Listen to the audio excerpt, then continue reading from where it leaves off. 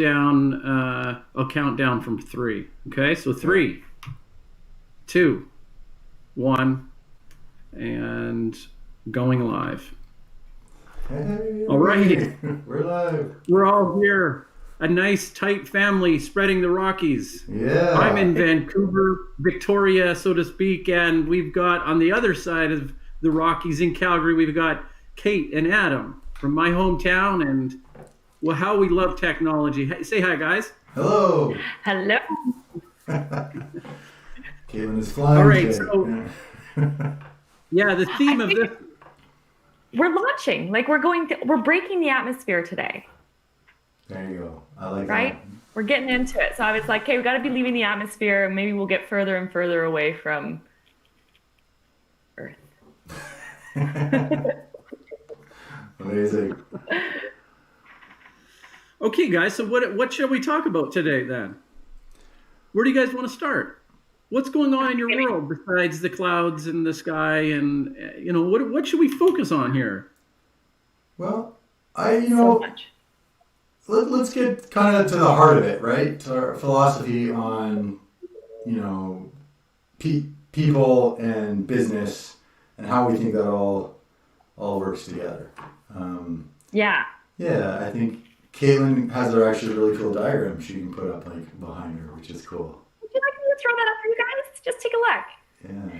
This is a little gem, that we came up with. Can you see it? You want me to make it bigger? I can see it. I think I can see it. Oh, there. Look at that. Yeah. So, it's in our YouTube channel. We drew it out by hand, roughly. And I think Adam made fun of my inability to spell in that video. So it's an embarrassing one. But we essentially had this idea that, self-actualized person is mind, body, and soul, right, Adam? Mm-hmm. And, finding that right balance. And then that's kind of like your whole self. And our businesses are made up of people. And all those people, self-actualized, plug into a culture, right? And so when they come into the culture of the business, then you've got sort of this very similar concept happening at the business. You've got culture, process, and tools. And the philosophy is that if you have the right culture that dictates the process and the tools to help support it, you can find this operational sweet spot. And so that's kind of where ENTA started. And in this concept and this journey is also the basis for our book as well. Mm-hmm. Yeah, I think, Kayla and I have worked for a variety of large businesses, and the performance management, all that kind of stuff, it's always the same, right? Here's your list of trainings to help you do your job better, right? It's communication or it's leadership or blah, blah, blah, blah, blah. But then we thought, the best stories about leadership out there, the best gems of little companies that people love to live for are the ones that treat people like people, much more complicated constructs than just their work self, right? In slight sidebar, that's kind of what's cool about all these virtual meetings is now you get a little snapshot into my life. There's just a picture behind me, but sometimes there's a kid or a book or whatever. So that's kind of the idea, right? We should view people not as these work instruments, but as people that are complicated and messy and complex and a pain in the ass, and right? That's really the idea. Okay. Can I get a little bit real with you guys for a minute, because there's going to be the critical thinker that's going to say, all right, but I'm going to line up 10 people in a line, right? And I'm going to still choose based off of who is going to be the most qualified to execute, right? So I'm just offering a little bit of criticism towards this idea that business is not about business as much, or we need to pull back from business as being focused on profitability. How do we reconcile that where there's a business owner, right? An entrepreneur that's saying, look, I've got a limited amount of resources. I'm putting skin in the game. I've got to go and put myself out there. And then what happens when I list, 10 people in front of me and I'm reviewing resumes, I'm trying to establish and build a strong company. Is what you guys are saying is that there's just this other tangible part of the selection process that comes into this equation, where you say, hey, wait a minute, beyond your resume, I need to know X, Y, and Z. Now that's the part that I'm fascinated about. What is that X, Y, and Z? So I think, first of all, to acknowledge your comment, absolutely. A business is a business. It can't function without profit and money and all that kind of stuff. In no way can we just say, hey, let's all hold hands in kumbaya, today. Absolutely not, right? You're in a race, especially as an entrepreneur. I think what we're just saying is there's a sweet spot, right? You got your processes and your tools, which is like the execution. It's the sales. It's the social media, if that's what you're doing. It's the strategy. It's all these programs kind of working the way it is. But then we're saying also you've got a bunch of people working together, and if you really want to get the best out of them, you got to pay attention to them maybe in a little bit different fashion. Is that... Caitlin, you're looking very thoughtful. I feel like you're like ready to kind of get into it. Let's hear what you got. Well, I have a couple of thoughts. So just to add on what Adam says, he's absolutely right. When we talk about finding the sweet spot, that's about actually driving business, not ignoring profitability. Mm. Or not ignoring it. That's your sweet spot when you're actually maximizing profitability, because you've engaged everybody and you're maximizing their potential as people and as their role in your company. So you hear a ton of statistics out there. In fact, I think there's a statistic saying that 80% of statistics are made up on the spot. Sounds right. Yeah. But there's a ton of statistics out there about how people aren't engaged. The average person is not fully engaged in what they're doing. And that's just lost potential, right? So that's what we're talking about, is actually leveraging the potential within your company to increase those business goals and objectives while making it an amazing place. Like, people wake up, can't wait to plug in. Right? Like, that's huge. But you're talking about interviewing, and that is different a little bit as well, because it has a different nuance. We're not saying pick people that don't have any skills that you need. Definitely not. Right? You need to have those skills identified and what is good there. But I would rather teach somebody something and have the right attitude when I hire them, because I can't teach attitude. Well, this is really interesting because, Kayla and I have had this debate. If you take the sports world, for example, right? In sports, right, you draft the number one pick, you drop them into the team, and then the administration has to figure out how to work with that person, right? It's skill above all else, right? It's number of runs, it's number of touchdowns, it's, right? So that's like very much a performance-driven way of thinking of things, right? On the other hand, on the other extreme, you could say, well, I like the person, they seem cool, let's bring them on board. But that's a mistake too, because people get good at interviewing, they get good at kind of just like kind of being social, but can they actually do the job, right? So where is that kind of middle where you are definitely evaluating, I need these skills, right? That's non-negotiable. That's what I need. That's what I'm paying for. So I need those skills. And then on top of that, are you a good fit? Are you going to drive everybody crazy? Are you just miserable? Are you, so I think you kind of need both done in a very categorically kind of focused manner, so to speak.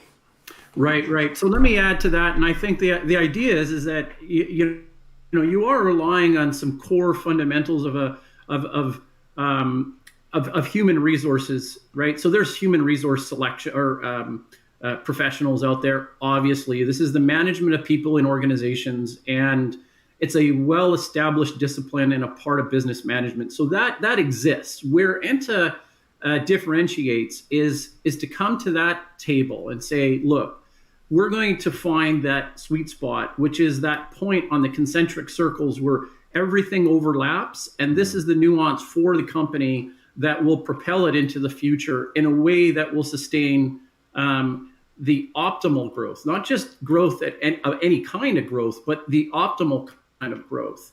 And that's what I find really interesting. Would that be fair to say and summarize? Yeah, I think so. It's kind of like, they say the best people aren't looking for jobs, right? So if I'm going to go contact you, Daniel, and you're working, someone told me you're the best in the business, and I somehow get a hold of you, now I got 5 minutes to tell you that ENTA is amazing, and you're going to say, why? My job here is amazing. Can you pay me as much?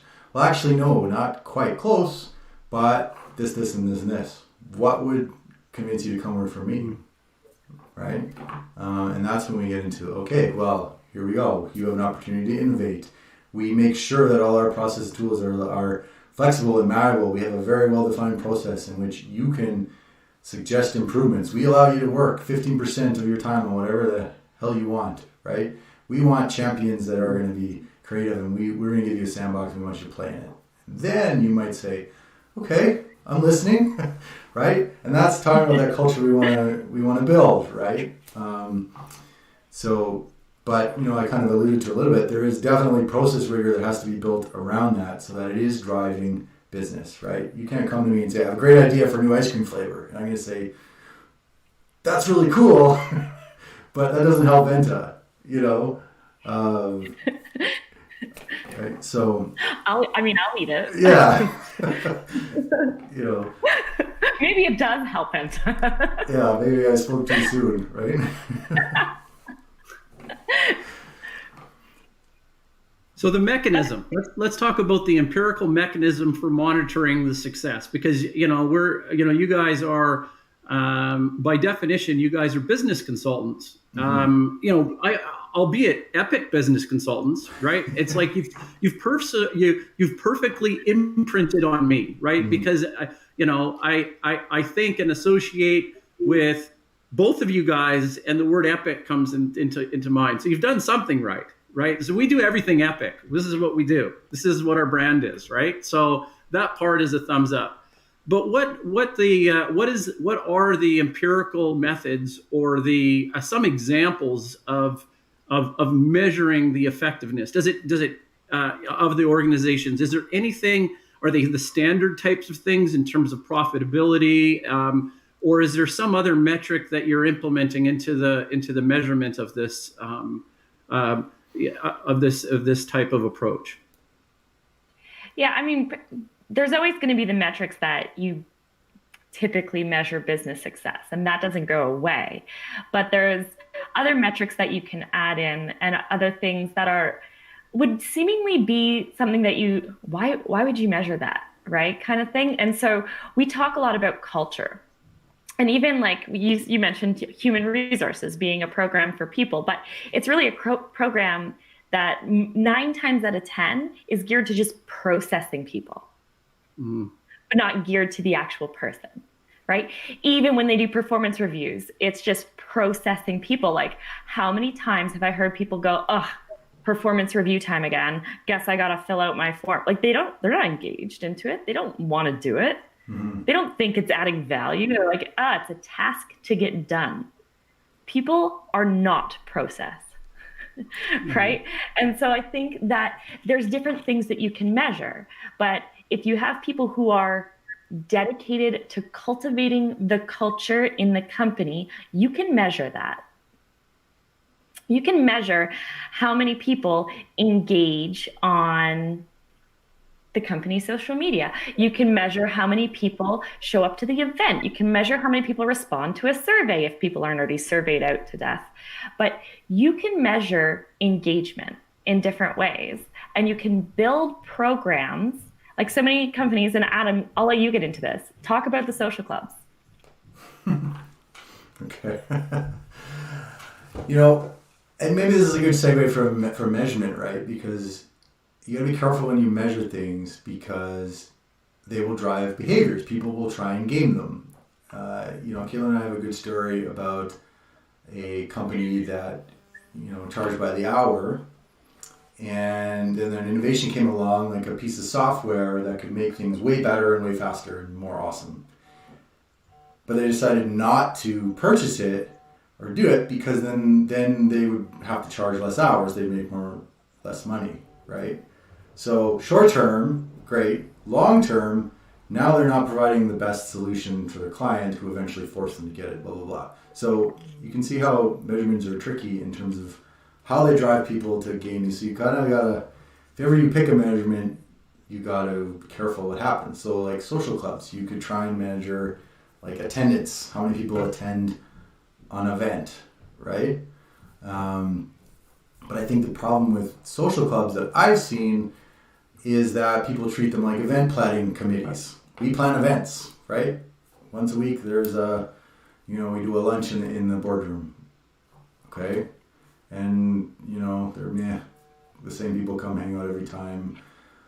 What you really want to call it is, I would change the name from a social company, call it more like a culture cultivation. You're a group of people or a person that is invested and interested in the culture of the company. So someone that's paying attention to, wait a sec, did you notice that the accountants never, ever, ever, ever come? Let's fix that. Let's go talk to them, right? Did you notice that, everyone laughs that Bob is hates these couple events and never ever comes? Imagine if we could get him to come to an event. What an effect that might have, right? So, if you're talking about measuring culture, I think you got to be a little more inventive in terms of the things that you're measuring, right? Because it's important who's coming, when are they coming, how often, these kinds of things, right? And to that, we've invented. So sometimes our clients hire us to do team building stuff, right? Mm-hmm. And to kind of help build that culture.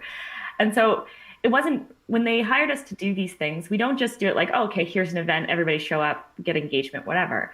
We tie it into the overall, this has a plan, right? So we designed an amazing race for a company across Calgary back when you could leave the house. But what happened was, at each sort of quiz and test in this amazing race they had to do, it had a piece of their culture tied into it.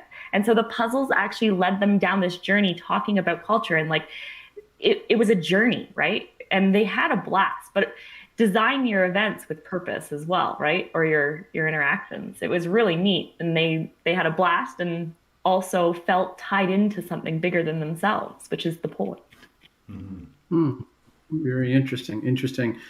So what happens if the process discovers that there's maybe 10% of the company that just is not interested in that kind of a buy-in?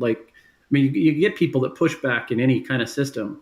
Mm-hmm. So is that looked on as kind of as a negative? It would appear so, right? But that particular accountant, to use your example, says, look, I'm the kind of person that likes to sit at my desk and do my thing. I love the company. I just don't want to get up and do cheer, run around and do amazing race things, right? That's not my game. I find I really enjoy sitting in front of the computer and hammering on the numbers. This is what I like doing. This is my profession. This is, I don't buy into it. Right? What do we do for those people?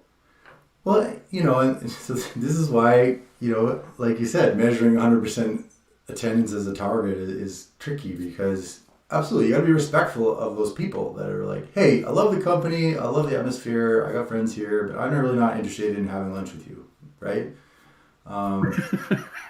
That's fine, I'll give you an example, right? I worked for a company where I did exactly this, what you're talking about, where I was trying to get people to go, and, it took me 6 months, but, the one guy that was really not interested in coming, he really appreciated the fact that he got an invite. And I know that because he'd randomly send me a note, hey man, this is pretty cool. I'm never going to come, but I just love that you're doing it. So I go to him and be hey, what would make you come? What's your favorite thing? What would make you want to participate? I like this or that. Do you want to help me design an event like that? This is where that extra mile comes, you talk to the person, make sure they feel included, even if they are not participating, right? And that's cool. That's totally fine, right? It's not going to be for everybody, and not every culture is going to be like that. That same person may also decide, you know what, these people are driving me crazy. I just, I gotta get out of here. I want to go somewhere where they're just gonna give me a list of tasks and leave me the hell alone, right? And that's cool. That's when you know it's not a good fit, right? But talking to people, it's like nobody talks to each other about stuff like that. Everyone kind of grumbles about each other, blah blah blah, but no one just is like, hey, like, why don't you come? Why don't you show up? Or what would make you show up? Or these types of things, right? So. Yeah, it is. Culture's ridiculous at the end of the day. So let me throw another one your way. So let's say I'm that fictional person in a bigger organization, and I say to you, I go, Adam, Kate, look, I'm the accountant. I'm sitting there, and I go through ups and downs based off of various different changes. I typically don't like changes, because if we look at improving the system, say for example, right? I like the systems in place. Now we change like a computer system, and there's a massive, massive amount of work for me and my department to do any kind of change and change management. Mm-hmm. Now I understand that has to happen, but the mental stress for me and my team to be able to, overcome that obstacle. I'm going to say to you guys, just as a fictional example, I'm going to say this happens all the time. I'm dumped on all the time, and we've got to pick up the pieces. So, Adam, what I would really like to see is, I'm an accountant. I'm like, show me the money. I'm going to put extra effort into this. I'm going to get. I don't care about a Friday afternoon, party with some balloons and stuff like that. I want a $40,000 paycheck at the end of a quarter. That's what I want. And I want all my staff bonused in my department in something similar ratio to their efforts. And I think as an accountant, if we put a money dollar sign on that, mm-hmm. that management, right, is going to look at that and think, oh, should we actually dump more on this department because it's going to cost us X, Y, Z in terms of overall profitability, right? So as an accountant, I'm going to say put a dollar sign to absolutely everything that's going on. Is that the kind of system that you could take and run with and build and implement as a culture for a company? Because isn't that what the company is there for? Is to generate revenue and profitability? Yeah. Kaylin, do you want to run with that one? That's a juicy one. Yeah, I don't think we're disagreeing. Like, you're generating revenue and profitability. We're saying you can do it better if people are maximizing their potential. Like, it's invest in your people. And it seems like you're taking time out of the profitability tasks, but it's an investment. It's worth it, right? If you have somebody who is amped up and can't wait and is looking for how they can help your company take it to 11, right? Like, if they're looking for ways to do that versus they're going through the tasks, totally different what you're going to gain from that person and the potential profitability. So, like, look at Starbucks, for example. Ice caps. That was somebody's idea in one shop. And they said, nope, we do coffee. And they said, they were down in the southern states, right? So it's hot. And they're like not selling any coffee, right? And I think there was like a juice bar down the way doing frozen drinks. Like, really, we should do frozen coffee. Nope, we sell hot coffee. This is what we sell. They did it anyway and like blew sales out of the water. And now every single Starbucks has like the ice brand, right? So that was a shift for them to go, hey, we got to listen. There's potential revenue in here. Can you imagine if they completely they tried to shut that idea down, right? When they brought it up at the regional meeting, like, could you imagine if they had shut it down and never happened? That's lost revenue. If you don't allow your people to plug into your business and care, like, that person did it anyway, they could have lost their job, right? They could have, but they went, I'm going to do this. I know it's the right thing to do. I'm going to prove it. And they lucked out because it turned out good, right? But the thing is if you're going to invest in your people, you got to give them permission to fail once in a while. And that's scary from a business leadership perspective. It's scary, but you got to realize that the wins are going to be so much bigger. Right. That's a very good point, Kate. I mean, I'm glad you brought that up because I've had a few ice caps in my time. As, what would life be with only hot drinks and coffees from Starbucks? Oh my goodness. Right? Yeah. Right. Yeah. Yeah, so celebrate the wins and make your way through the losses. That's a totally different example, and I think that has to resonate with a lot of business owners. And I guess that sweet spot that you're referring to earlier in the concentric circle model is really finding that sweet spot where you say, look, as a business owner, we're not against you coming with your own ideas, but we have to process them in a way where we still have to, we still have goals to reach. And so it's a balance, right? Sweet spot, like you guys said. And it's clarity, right? The answer can be no, but you got to kind of communicate why. And it's pretty easy to communicate why. Like, hey, everyone, here's the tool we're using, right? This is how we're going to rate stuff. Innovation, blah, blah, blah. Budget's going to go into blah, blah, blah. So you come up with a wicked idea, you're like, you know what? That is so awesome. But we're not going to do it right now because of this, right? We're going to budget for it next quarter, or we've got some kind of marketing thing that would perfectly tie into it or whatever. We're totally into it. This is when we're going to do it. Do you want to be part of it, right? Then it's like not something that's being done to you, but being done like with you, right?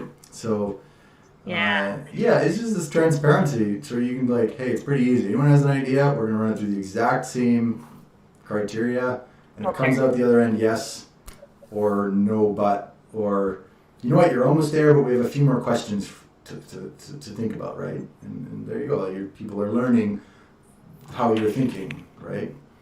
And, I didn't just wake up one day and like think like a CEO, right?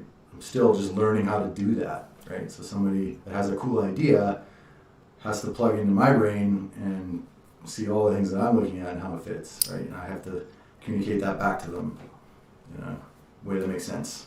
Right? Sorry. And that's so interesting, Adam, too, is that whole transparency piece. So one of the companies we've seen go through a really hard time in the downturn a couple years back when oil first tanked, they started off good saying, hey, this is coming, and they gave communications, and we watched it just completely go downhill.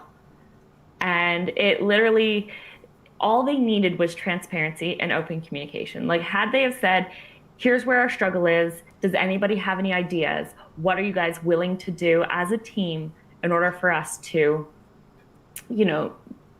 not have to lay off people? But they weren't willing to do that.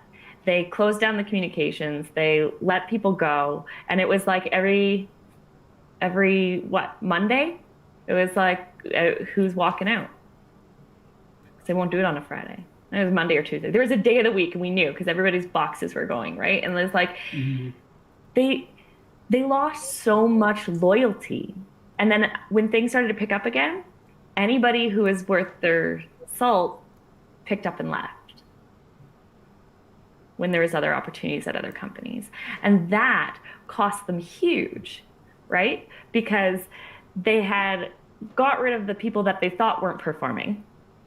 And then the people that they thought, these are our key people, you lost them anyway. Because you didn't build that culture where they felt safe, where they were allowed to come with ideas, where they had that transparency. And that when it gets hard, that's when you'll know if you have a culture. Yeah, good point. That's really good. Yeah, I really like that idea. Let me change it a little bit. I'll put it to something very specific to the company that I'm working with. So I'm the founder of Planksip, and it's a media outlet. And we work with authors and publish on philosophy and culture, right? So I mean, the concept of culture keeps coming up. Our emphasis on culture is more generational, as it pulls information through generations, that cultural transmission. So yours is a little bit of a microcosm then in an organization, which is fine. But the point that I wanted to bring up is that you guys act as my business consultants here just for a minute. So I work with a couple of universities on a regular basis, and through 2020, I worked with Capilano University and the Vancouver Community College. So I've worked with over 100 intern students in a particular last year, and they were in the business departments. And so many of the students were international students. They were coming to the program and basically coming to my virtual doorstep with a willingness to learn, and the reality of COVID between us. So a lot of virtual spaces, and isn't this the reality of the way we are today? Mm-hmm. So what I did as an owner and the founder of Planksip is I said, hey, look, I can run these students, through a series of assignments, and I did. But I always default to this mentality is I want to give them and empower them with a source of autonomy, right? So when somebody comes to me, now I'm talking about the thing after the good idea. So they say, here's a good idea. This is what I would like to work on. Mm-hmm. And so I said, okay, that's great. I would suggest, developing something that looks like this. So why don't you take it and go and put something together, and then we'll talk about it. Okay. Good. Is that good to, does that strike you at least as something that's a fair sort of first step and response to a good idea is to empower them with a full sense of autonomy? I think,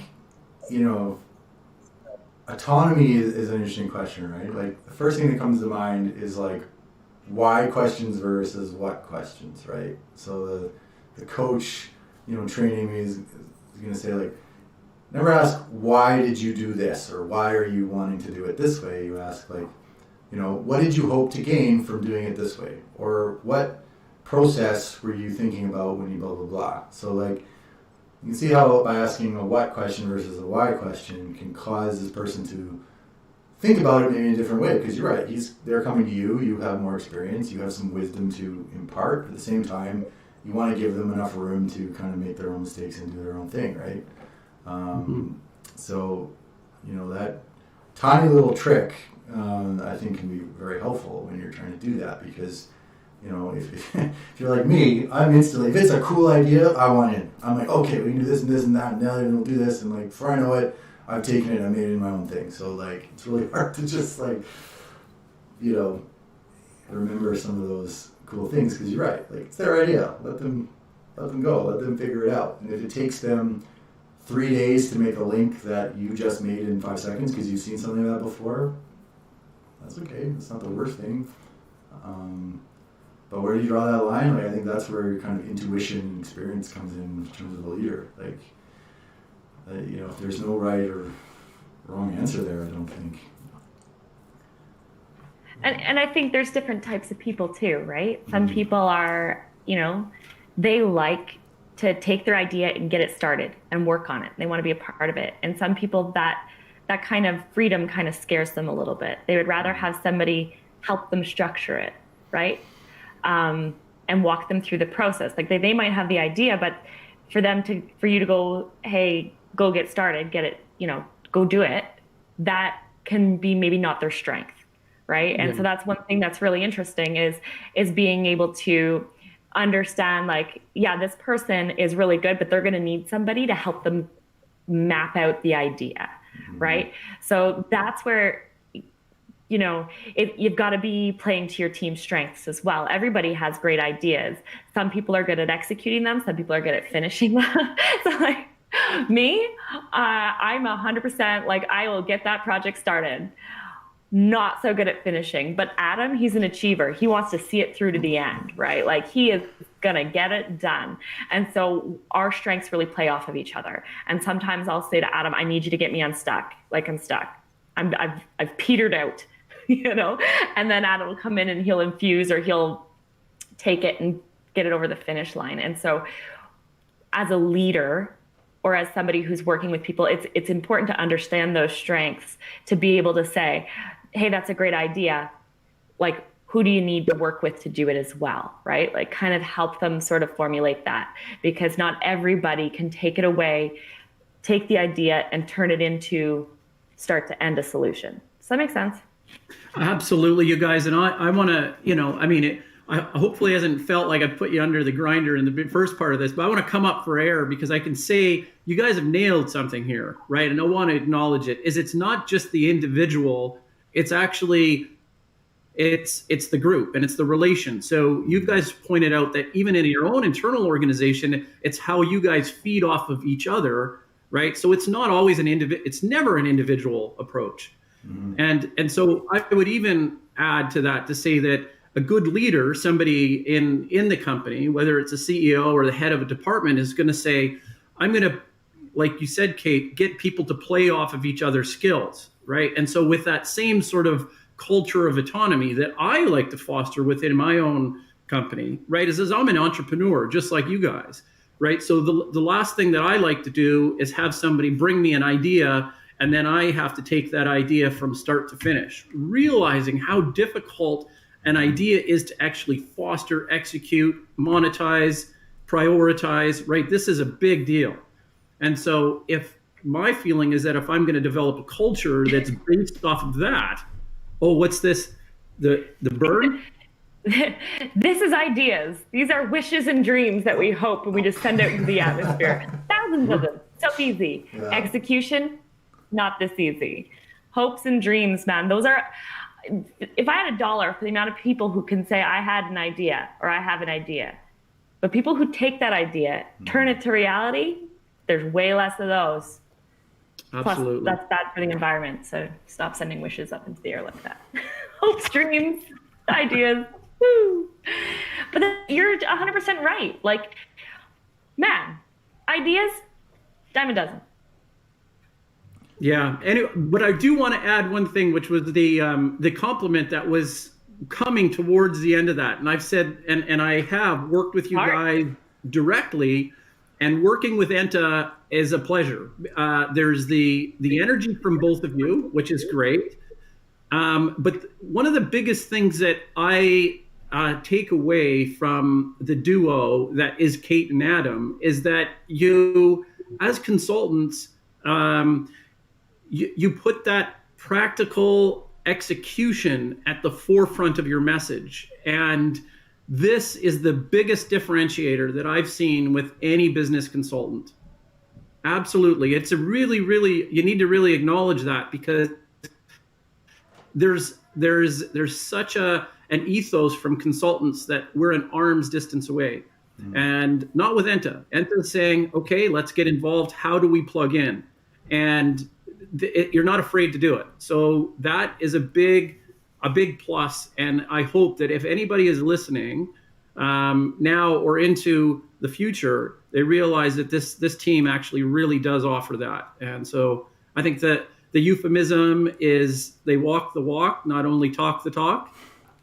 Thank you. Thank you, Daniel. And this is really gets into why we like working with guys like you, Daniel, because we worked for big companies before, and we still do work for the bigger guys, but because of, size, with size comes structure, and with structure comes a little bit of, slower moving parts. So your ability to do that execution and affect that change in a very meaningful way becomes much more complicated and much more difficult. Whereas if you have a smaller business that's growing, then you can help execute that and be part of that success story.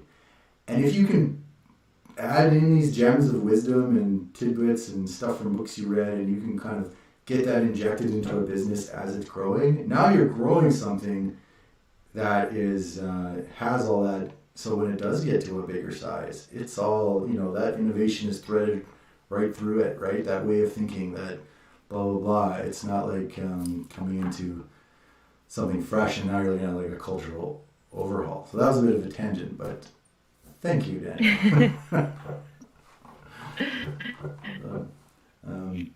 Kate, what do you think on the response? I was going to jump in with something, but what do you think? What's going around in the in Kate's brain there? Oh, please, you do not want to crack this egg open.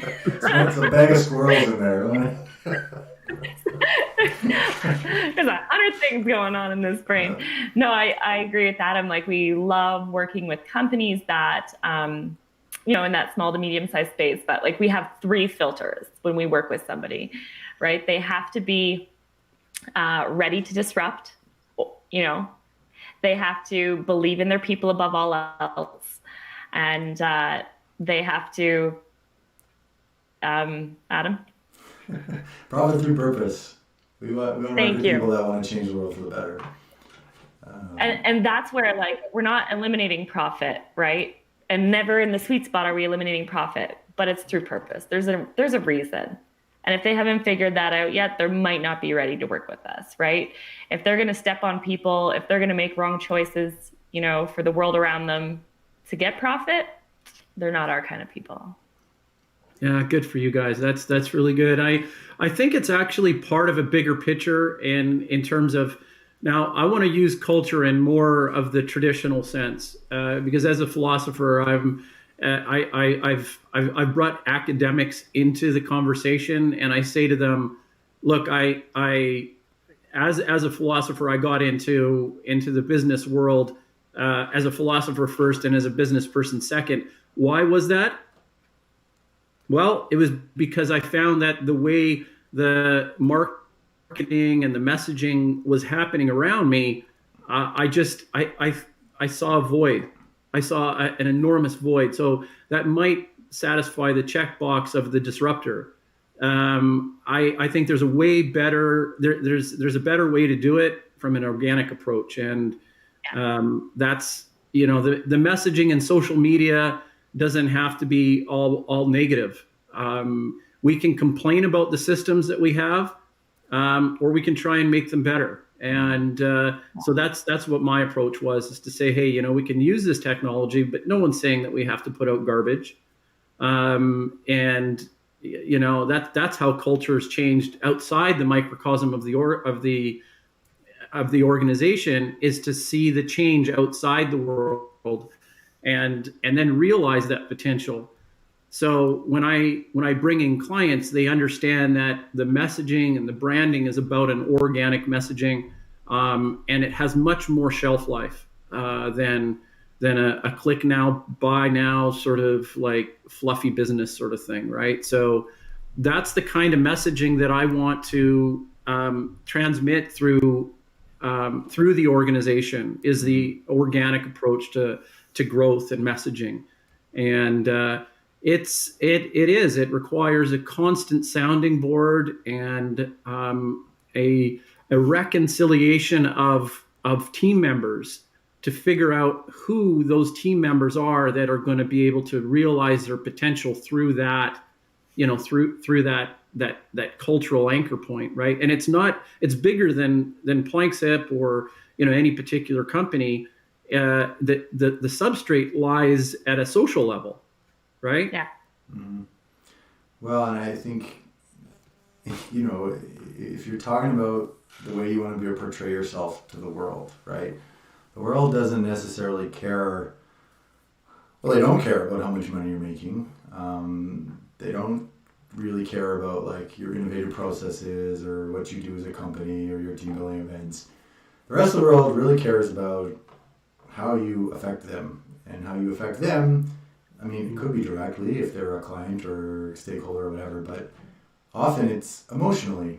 So I hear a great story about Planksip and how they, brought attention to a specific, climate change or something through the stories that would be written that led to something great. Now I'm going to have an emotional response to that, right? I'm going to feel good. I'm like, wow, Planksip's making a difference. Maybe that's something I want to be part of, right?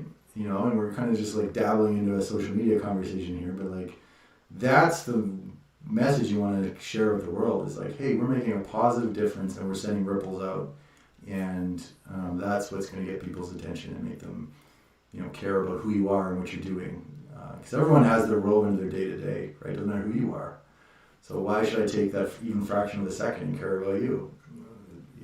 This is why. And it's like, so it's so interesting too, because I mean, Adam talked a little bit about social media and that kind of influence, but it's about the bigger piece. Like I was in our nice little content building tool, which everybody uses nowadays, called Canva, and I got a little pop up saying all of our premium photos, the profits will be donated to supporting COVID in India. Like I was using Canva anyway, but now I'm like, I really like Canva. I was using it for the functionality for the tool, but now I'm emotionally, I support them. I didn't have an emotional connection to that company before that, other than they made my life easier for building content, right? Now I have a little stronger connection. Layer that on top of, more and more connections, you're going to be super bought in. And I don't, they're a company I just use, right? They're a tool I just use. It's not even like that's my own company.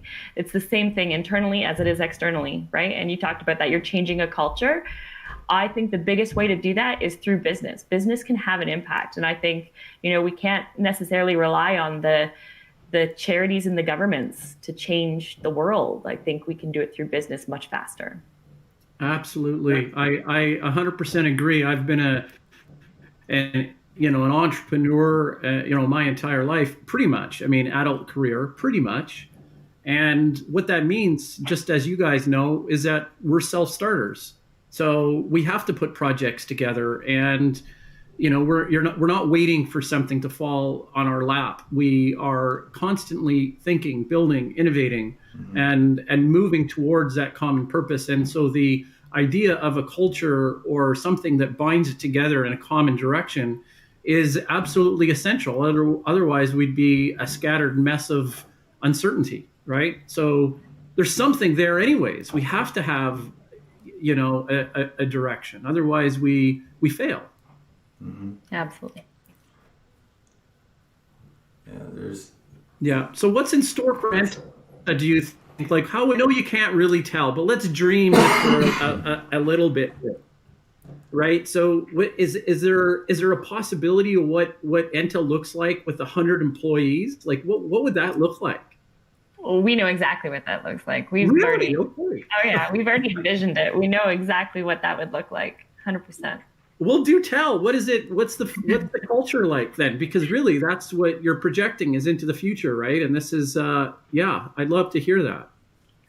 I mean, the culture hopefully is very similar to one that we've established right now. In fact, our team amazes me every week with the culture that we have, and just that's culture. Their ability. Yeah, this is culture right here.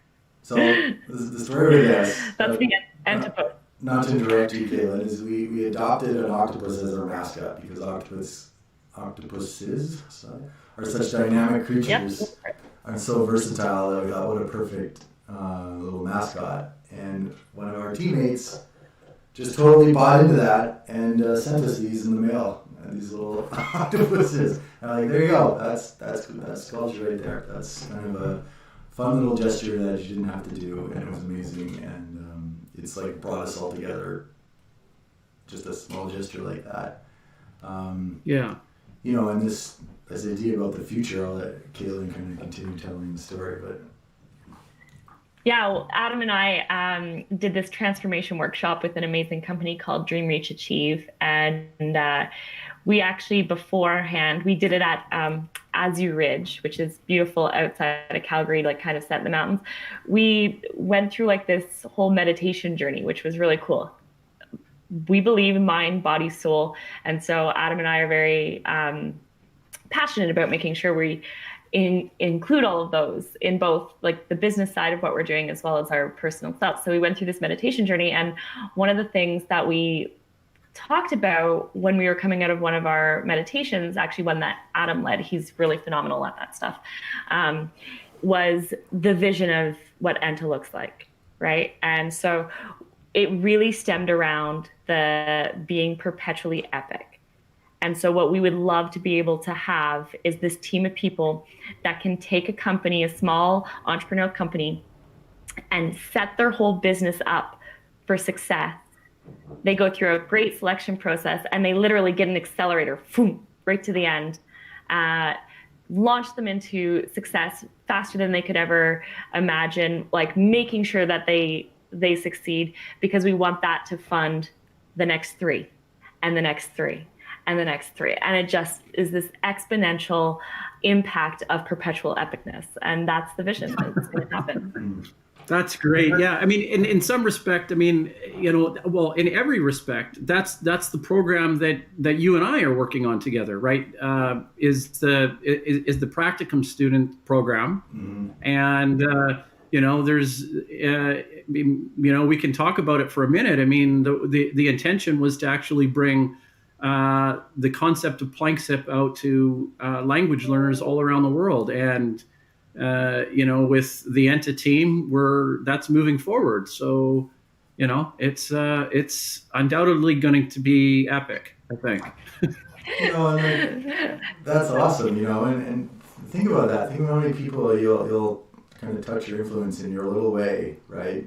Little obviously being relative, but if we could take an incubator like Caitlin's talking about, and we could give people the skills, boom, social media, boom, marketing, here, strategy, here, bang, bang, bang, bang, bang, and kind of set them up and accelerate them, but at the same time, infuse them with a strong sense of purpose. So not only through the selection process, but through this process as well, this kind of change the world mentality. So when you launch you out of here, it's yes, here's my offering, my product, my service, whatever. But it's also like, here's my cause. This is how I will make a difference. So, that's how we're going to make a difference, is essentially generate change agents. That is the vision, that we can produce, launch these rockets of positivity out into the world and see what happens.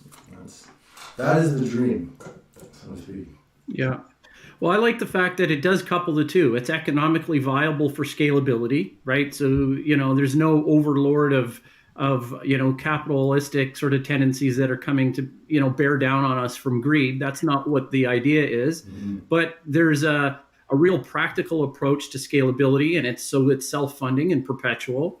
On the other side of the coin, it's also providing a tremendous amount of value.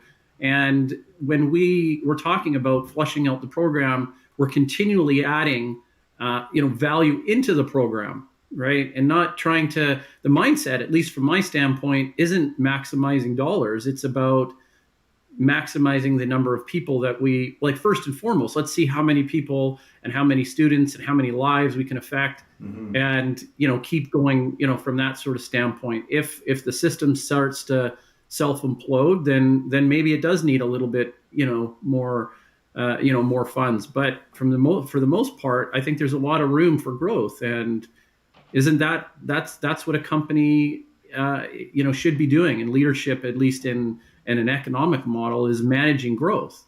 And that's, purpose. I think it's purposeful in itself. And, I'm really looking forward to this development over the next 6 months. Yeah, and I'm super, us too. Yeah, and I'm super excited, as we talk through this, week to week, if people are joining in, I'm really curious, since we're doing it live, for people to throw in their 2 cents in their comments. And I'd love to kind of hear, as we kind of share how this is going and how this is evolving. I'm really interested to see where people either agree or disagree, because we're touching on some, sensitive topics, right? There's no really hard and fast, black and white answer to any of these. There's philosophical angles, right? So yeah, I'm really curious. And now engineers playing in not exactly. This is gonna be fun. Now Wednesday we can get into how we're going to turn this into a cool story, which I'm super excited about. Yeah, we're totally going to put the science fiction hat on for Wednesdays. And, this is, what we have 6 minutes to just, wrap this up. And I think that's a perfect segue into, what we're going to do on Wednesday. And it will be the first of many, not so much on a team building exercise here, but this is actually on a book. How amazing. Not only are you guys business guru superheroes, but you guys are also working on something creative. and you're working on a book. Now, guys, I have to tell you, there's writers and creators that say there's no way I can do both. I have to quit my job to write a book. The epicness that's Kate and Adam is like, no, screw it. We're going to do it both all at the same time, and we're going to rock it. So, well, we have good people to help, like yourself, Dan. Yeah. No, we're super excited about this. And I remember saying to Adam, like, why are we doing this? Why are we writing a book? And, is it because, so many people out there write a book so that they get that like bestseller tag, or it's a lead gen so they can give it for free to get people to come in and, hire them as a coach or whatever. Why are we writing a book? And we decided that it was because we want to do something epic. I know you're not surprised, but we wanted to do it for ourselves and be something we were proud of. I can't wait. So, I mean, let's just give a few tantalizers for this, because we got about 5 minutes left. The idea is that it's a science fiction. Any date range in the future, anything about the characters, any hints for the listeners to tune in for Wednesday? Yeah, it's definitely okay. So set in the future, and it is about 300 years approximately in the future, and it is set where we are not only the only ones in this universe. So there's intergalactical aspects to the whole thing. Well, and is that a word now? It is. It is now. Yeah, we were kind of projecting this virtual working into the future, right? Where you plug into a version of, the Matrix, or like from Ready Player One. What do they call it? The Oasis, right? Where you kind of plug in, you go to work, and it's virtual interactions and just like incredibly engaged like that. But then on a human level, you're struggling with actual real connection because it's just so intensely efficient. And then, how we would complicate that by throwing like different planetary politics into that. But what would happen if somebody got accidentally kicked out of that scenario? Some sort of business ruthless kind of Jack Welch type who accidentally got kicked out, and the transformation they would go through internally, and then how that would affect like that person's business and the people around them, and then kind of just like cascade into this just philosophical regrouping of how things are done. That is kind of the idea we've been playing with. So we're going to kind of take all these things, whole business, strategy, metrics, culture, all that kind of stuff, and then we thought, that's great, we can write a textbook, but everyone writes a textbook. So like, let's write a parable, right? Let's Patrick Lencioni this. And then Caitlin's like, wait, I can one-up you. It's like, let's put it in space. And we're like, okay, all right, done. Let's do it. So that is the vision, and we're going to have some fun with it, and hopefully people enjoy it. And again, we're going to do it live. So we want to...